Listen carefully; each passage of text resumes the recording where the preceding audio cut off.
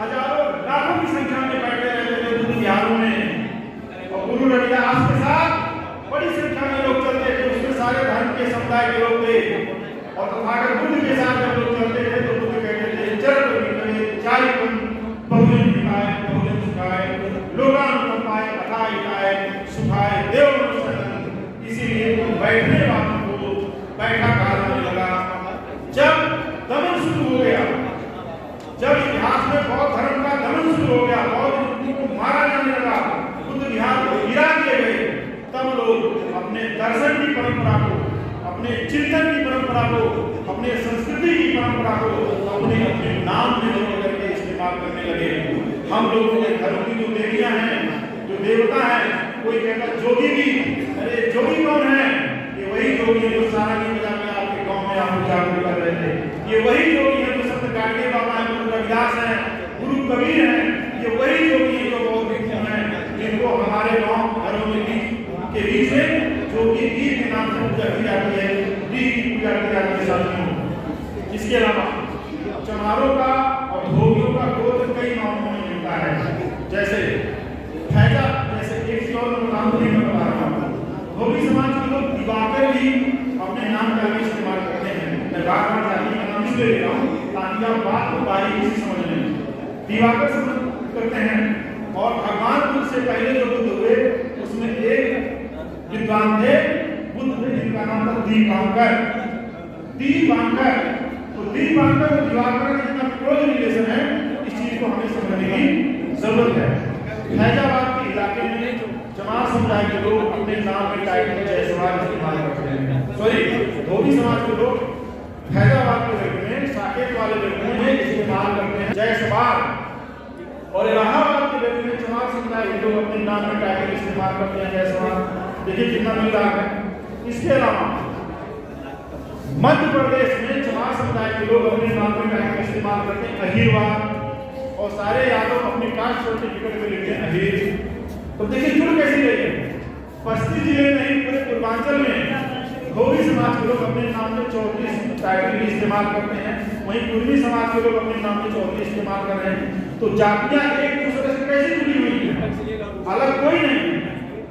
जो वर्ण व्यवस्था बना के लाला समाज के लोग अपने नाम में श्रीवास्तव इस्तेमाल करते हैं। और दिलचस्प बात आप लोग को बता रहा हूं, क्योंकि मैं जेएनयू का छात्र हूं, मेरे साथ पूरे देश के लोग पढ़े हैं। नाई समाज के लोग बरेली के साइड में अपने नाम में श्रीवास्तव लिखते हैं। तो देखिए श्रीवास्तव कैसे मिल रहा है। जायसवाल समाज के लोग अपने नाम में कश्यप गोत्र इस्तेमाल करते हैं। ये वही महाकश्यप, नदी कश्यप, रूलवेर कश्यप है। तथागत बुद्ध के समय में अग्निहोत्री थे और भगवान बुद्ध से प्रभावित होकर उनके शरण में चले गए थे। अब देखिए जो श्रीवास्तव टाइटल है ये धोबी समाज के लोग ही लगाते हैं। श्रावस्ती, भगवान गौतम बुद्ध 25 वर्षावास श्रावस्ती में बिताए, देशना किए। वो जगह इतनी फेमस हुई कि बाद में लोग अपने नाम के आगे श्रीवास्तव शब्द लगाने लगे। ये श्रीवास्तव शब्द श्रावस्ती से आया साथियों। दूसरी चीज बता रहा हूं, इलाहाबाद गोरखपुर, कुशीनगर के साइड में कुर्मी समाज के लोग अपने नाम में सैंथवार लगाते हैं। तो ये जो सैंथवार लोग हैं ये संस्थागार से आया है साथियों। एक दिलचस्प बात और बता दूं, समाज में ये 3 शब्दों को लेकर बड़ी भ्रांति है। एक भगवान को लेकर कि रविदास जी को भगवान कहते हैं, गाडगे बाबा को भगवान कहते हैं। मैं तो कहता हूं कांसी राम भी भगवान थे। अभी आप कहेंगे कैसी बात कर रहे हैं। जो समस्त रोग दोष मोह से मुक्त हो, समाज के लिए अपने आप को त्याग दिया हो, वही भगवान है। भगवान का मतलब ईश्वर कतई नहीं है। ये पाली भाषा का शब्द है और पूरी तरीके से बौद्ध दर्शन इस बात को ठोक करके कहता है भगवान का मतलब ईश्वर नहीं होता है। इसलिए कभी अगर अपने समाज का व्यक्ति भगवान रविदास कह रहा है या भगवान बुद्ध कह रहा है तो उसका विरोध मत करना, उसको जानने की कोशिश करना। इसके अलावा साथियों ये लोग 108 बार नमन करते हैं, 108 श्री श्री 108 लिखते हैं। सिद्धार्थ यूनिवर्सिटी में कोरिया से भिक्षु पैदल चल करके आए थे साथियों, और उन्होंने भगवान बुद्ध को 108 बार प्रणाम किया। मेरा दिमाग ठनका कि 119, 107, 10, 99 बार क्यों नहीं किया, 108 बार किया। तब उन्होंने बताया कि भगवान बुद्ध के समय से हम 108 बार बुद्ध को प्रणाम करते हैं साथियों, इन्होंने 108 बार हमसे चुरा लिया है, इनका नहीं, ये भी हमारा ही है साथियों जो है। इसके अलावा साथियों नाथ संबोधन भंजनी हारा हो ये कोई एक दास तुम्हारा। नाथ संप्रदाय की जब बोलबाला बढ़ा तो नाथ का मतलब होता है जो अपने ज्ञान पे सिद्धि प्राप्त कर लिया हो। नाथ का मतलब भी ईश्वर नहीं होता है। इसलिए बीच बीच में माताएं बहनें या लोग, आप लोग साइलेंट रहें, लोग क्या कहते हैं, हे नाथ। मेरे एक मित्र हैं धर्मवीर यादव गगन, उन्होंने कहा मेरी माँ हमेशा कहती हे नाथ। हमने कहा ये वही नाथ है जो मत्स्येंद्र नाथ हैं, ये वही नाथ हैं जो जिनके नाम पे तमाम नाथ करके मंदिर बना है, गुरु गोरक्षनाथ हैं, ये सब बौद्ध संत हैं। इसीलिए जो बौद्ध संत हैं वो बौद्ध भिक्षु के रूप में देखे जाते हैं, और जो नाथ संप्रदाय के लोग हैं, जैसे योगी जी को देख लीजिए, नाथ संप्रदाय को मानते हैं, ये पूरी तरीके से बौद्ध भिक्षु का कपड़ा पहनते हैं, सर मुड़वा के रहते हैं। तो नाथ संप्रदाय के हमारे जो लोग थे वो बौद्ध भिक्षु हैं। उन्होंने अपनी बात को नए स्टाइल से, नए तरीके से कहना शुरू क्यों किया, क्योंकि जब बौद्ध भिक्षुओं को गला काटा जाने लगा था तो लोगों ने बात कहने का तरीका बदल दिया। धोबी समाज सिर्फ कपड़ा धुला। अब मैं इस समाज के एक बड़े दार्शनिक का नाम बता रहा हूँ, हो सकता आप लोगों में से कुछ लोग जानते हो, कुछ लोग ना जानते हों। धोबी समाज में एक संत हुए जिनका नाम है धोमिप्पा। सर, संत धोमिप्पा बहुत बड़े संत हुए। 84 बड़े सिद्ध संतों में 28वें नंबर पे आते हैं। 84 सिद्धों में 36 सिद्ध ऐसे थे जो बहुजन समाज से आते हैं, जिसमें 28वें नंबर पे सिद्ध धोमिप्पा आते हैं, और उनकी कई किताबें हैं। साथियों ध्यान से सुनिए, भगवान बुद्ध के जाने के बाद, बौद्ध दर्शन के ह्रास के बाद सिद्ध परंपरा का आगाज हुआ। सिद्धों ने क्या किया, उन्होंने जाति व्यवस्था का विरोध करना शुरू किया, पाखंडवाद, रूढ़िवाद का विरोध करना शुरू किया। और एक उदाहरण बहुत फेमस है सिद्धों का। सिद्ध कहते हैं कि एक कटहल का पेड़ है, उसकी जल में भी कटहल लग जाता है, उसकी तना में कटहल लग जाता है, उसकी डालियों पे कटहल लग जाता है। सारे कटहल को हम कटहल कहते हैं। हम ये नहीं कहते हैं कि कटहल नहीं आम है या इमली है, हम सबको कटहल कहते हैं। ठीक उसी तरीके से तमाम मनुष्य जाति के लोग भारत के या दुनिया के जिस भी भूभाग पे रहते हैं सभी मानव मात्र हैं, कोई अन्य जाति का व्यक्ति नहीं है, ये हमारे सिद्धों ने कहा है।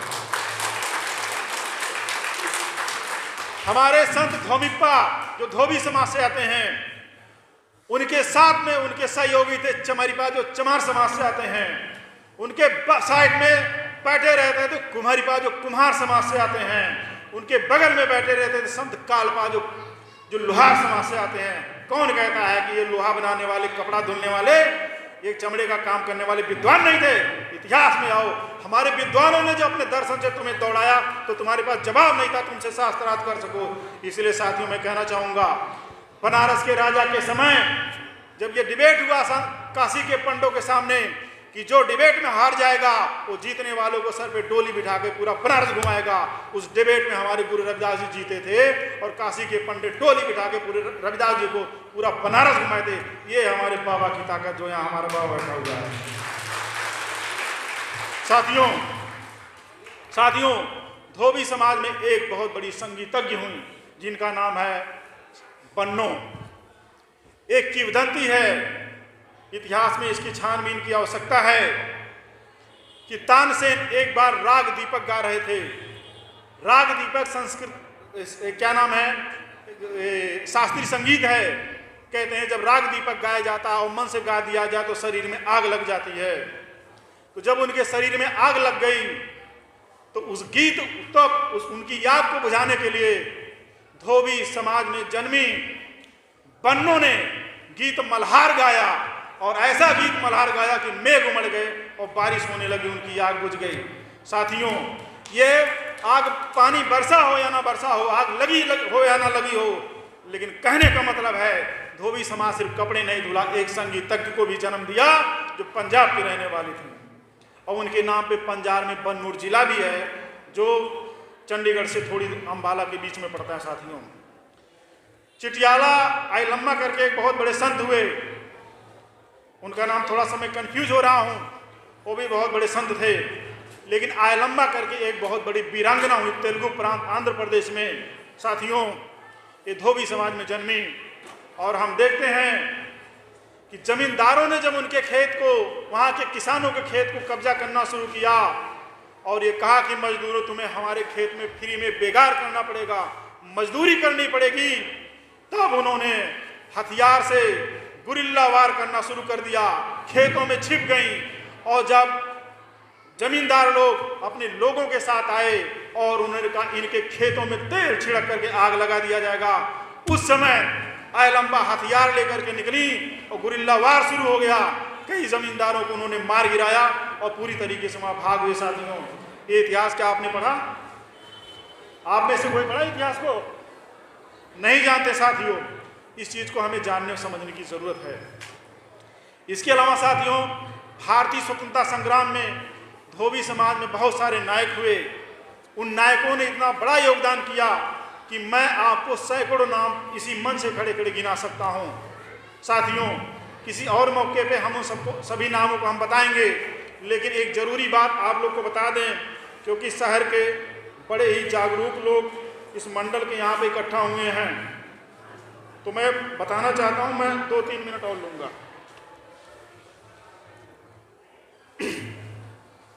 आपके जिला मुख्यालय से 6 किलोमीटर दूर एक नगर बाजार पड़ता है।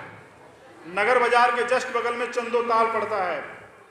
आपको जान के हैरानी होगी कि यहाँ तथागत बुद्ध आए थे। ये कहानी प्रचारित की गई है समाज में कि यहाँ कोई शहर था, वो धंस गया, धंसने के बाद एक ताल बन गया। वो कोई शहर आम शहर नहीं था। साथियों, ये कहानी सही है। गांव धंसा नहीं था, गांव धंसाया गया। वहाँ पे बौद्ध रहते थे।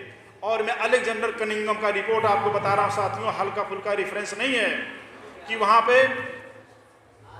पर जो है चीनी यात्री हेनसांग भी आए थे और उन्होंने बताया ये जो तंजोताल है ये बहुत बड़ा बुद्ध विहार है। साथियों, इसके अलावा बस्ती जिले में भोइलाडी कोई जगह है, वहाँ बहुत बड़ा बुद्ध विहार था। साथियों, उसको भी जानने और समझने की जरूरत है। घिरनीपुर कोई जगह है, ये पड़ता है आपके जो है हर्रैया तहसील के पास, वहाँ पे जाइए, बहुत बड़ा बुद्ध विहार था। ये गौतम बुद्ध की बात कर रहा हूँ। उज्जैनी एक गांव है और भोइला ताल एक जगह है जो आपके बस्ती के उत्तर पड़ता है। साथियों, यहाँ पे राजा प्रसन्न जी तथागत बुद्ध से मिले थे और बुद्ध से प्रभावित होकर के बौद्ध की शरण में गए थे। साथियों, ये भी ऐतिहासिक प्रमाण है। और संत गुरु रविदास में मैं कम बोल पाया, बहुत सारे लोग बात किए जो है, तो गुरु जी से क्षमा चाहता हूँ। उन पे मेरे पास बोलने के लिए बहुत सारा है, समय मिलेगा भी आप बात रखेंगे। जय रविदास, जय गाडगे, जय भीम, नमो बुद्धाय।